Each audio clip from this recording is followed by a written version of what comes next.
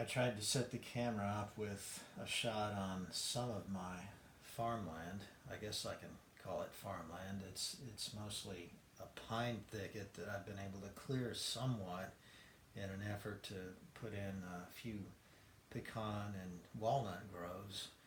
Uh, it's beautiful out here.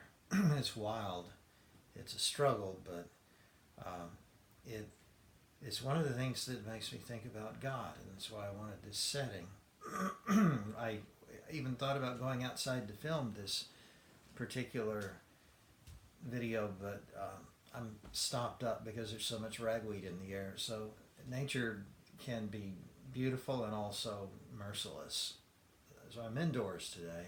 I have already done a couple of videos where I represented Immanuel Kant's case for why we can neither prove the existence of God nor disprove it by using human reason alone.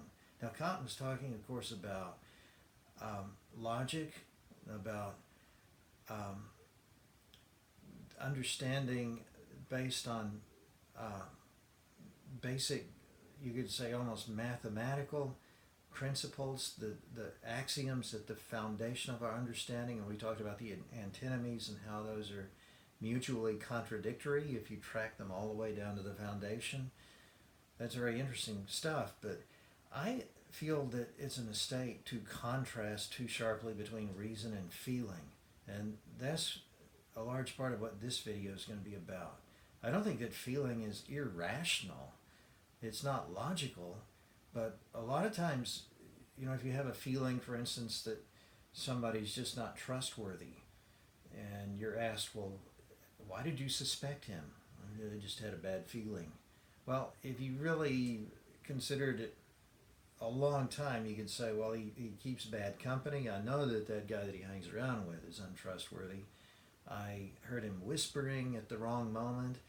I walked in on him, he wasn't expecting me, and he kind of gave me a funny look. You could break it down and enumerate things. This is so true of so many of our feelings. They're not irrational. It's not that they don't have elements of solid objective evidence behind them, but we don't break them down into definite quantitative components in that manner. They remain as feelings for us, a kind of indefinite experience that is not clearly bordered. The word affective is not one that somebody like Kant would use, but it's one that's been in pretty frequent use in our time. So let's just talk about this as the affective element of religious experience. Now, again, I want to make another distinction quickly between the affective and what was called the charismatic as I was growing up. Charismatic responses to experience tend to be sort of just over the top religious emoting. I'll give you another example, and this is something that's a real example, unfortunately. It had to do with a baby, an unborn baby, and we were hoping that baby would live. It was in big trouble. And I remember going for a walk just to sort of get away from the situation. It was a cool, clear evening. The evening star, Venus, was looking all sort of green gold as it does. And at that moment I thought, it's a sign.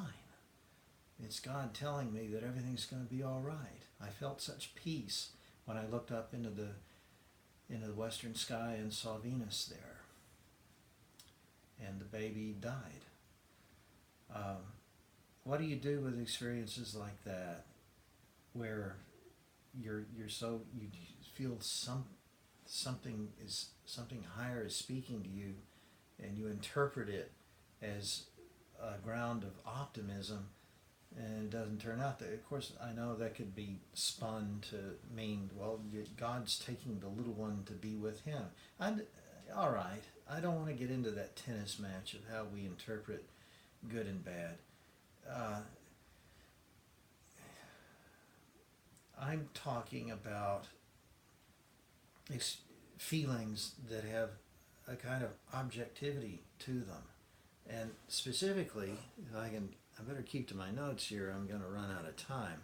I'm not going to talk about art yet. I'd like to do a different video to deal with art, but this is related to art. And in fact, nature is the first thing and the most fertile source of this kind of feeling.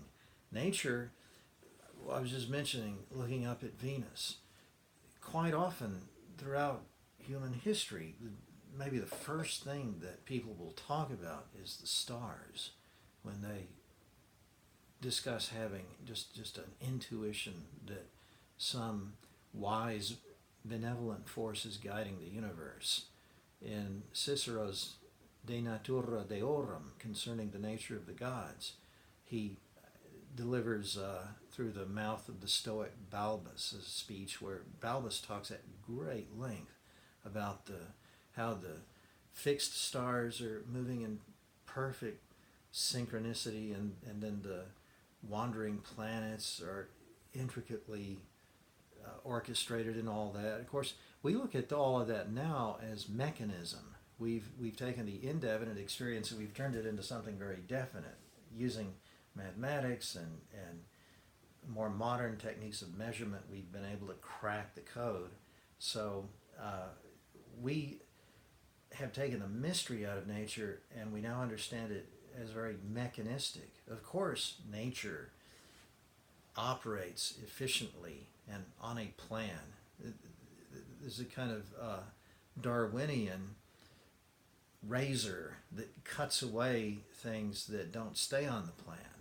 So what's left over is that which is efficient and abides by the laws of nature. The other things get destroyed or filtered out. But this doesn't explain the draw that stars or wind in the leaves, or even I've been hearing a lot of trains passing this morning. I'm sure you can't hear them through the window, but a distant sound like that. It might even be the distant sound of a dog bark. It's something that can be kind of annoying if it's right next to you, but something in the distance. There are these experiences, and if you were to count them, if you were consciously to think about them and check one off every time you had such an experience, you would, I'm sure, find that there are hundreds of them every day. They saturate our existence. They are, think of the gospel phrase, "The wind bloweth where it listeth, and whence it comes and whither it goes, we know not." That's such a condensed, beautiful expression. And again, beauty, art, that's something I'll get to later. But that's such a powerful expression of this slightly painful, I call it a sort of sweet sadness, a mystery, a longing, a sense that there has to be something that we don't understand, and it's something that is essential to our humanity. It's calling us forth. We can take elements of experience around us and analyze them and scientifically break them into parts so that we understand them and we can make them obey the laws of science, and we can take the mystery right out of them. But when all of that is over and done, we still look up at the stars at night, or we hear the wind rustling in the leaves, and we feel that we've missed something if we're still human beings. Now, they say that very soon artificial intelligence is going to be able to replicate the human being completely, so that you can't even tell if you're looking at me, am I real or am I artificial? The more that we reduce our intelligence to a definite level, a quantitative level, the more that we can make our specific responses, specific responses to specific stimuli, the more we're going to start resembling robots, and the easier it will be to make a robot that resembles us. And I think that our contemporary lifestyle is very much doing this to us. Everything needs to be purposive. Our activity needs to be directed to a useful and profitable end. And I'm not going to beat up on capitalism because, the marketplace is a clear example of this, but show me any sort of human civilization that doesn't do this. We all, as human beings, are trying to figure out how to take things and manipulate them and work them into constructing something that we want and we find useful. And capitalism does that more successfully than other systems, but all of us are doing that. I think that's why all human beings, as they advance, as they evolve, also kind of lose touch with the spiritual, and that's something that we have to try to work against. The spirit is still there, and it's calling us irresistibly. This is what I wanted to say about this response that we have to the wind that bloweth where it listeth, or the train whistle that's coming from somewhere and going somewhere. Where's it going? Maybe the most wonderful place we can imagine if we could just get on board, but our imagination just kind of runs wild with that. And it's that imagination that makes us distinct from robots, and which will continue to make us distinct from robots as long as we have it. It's our spiritual side. And I hope we don't lose it, because I don't want us to be robots. Robots don't have a soul.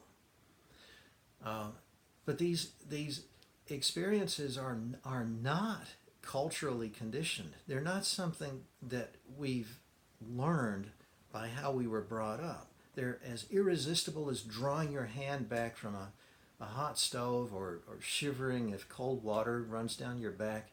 They're fully natural responses.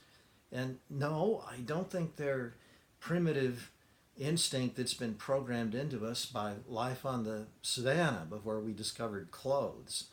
I don't see how a higher primate would be advantaged by being able to sort of dream when he hears a rustle in the grass. He's going to be the first one to die out, because he should know that could be a leopard.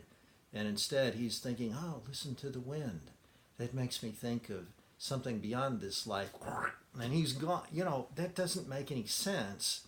This is so popular to explain these spiritual motives within us as, oh, that's just something that's buried way, way back in our DNA, and it used to be useful, and now we're not sure where it came from. No, that doesn't explain. This is something that, to me, we'll always have all kinds of material explanations, because ultimately it is inexplicable materially. So you can throw any sort of explanation you want at it, but at the end of the day, you're left with this quintessentially human calling, this almost whispering. I'd call it God whispering in your ear. And it happens, as I say, hundreds of times a day, that something just sort of stops you, and you think, well, all these people are so busy. They're all rushing. Where are they going? What do they hope to get from it? Are they going to be happy? Really? We don't have forever on this earth. The sun is beating down on it all, and those white clouds are passing over the sky, and I really wonder what it's all about. I don't think all these busy people have figured it out. You have those experiences. I don't care if you're a nuclear physicist. I know you have. We all have them. We may not want to spend any time with them because they're wasting our time and they're not making us money, but they're making us human. And I think that God is calling us, whispering to us through those experiences.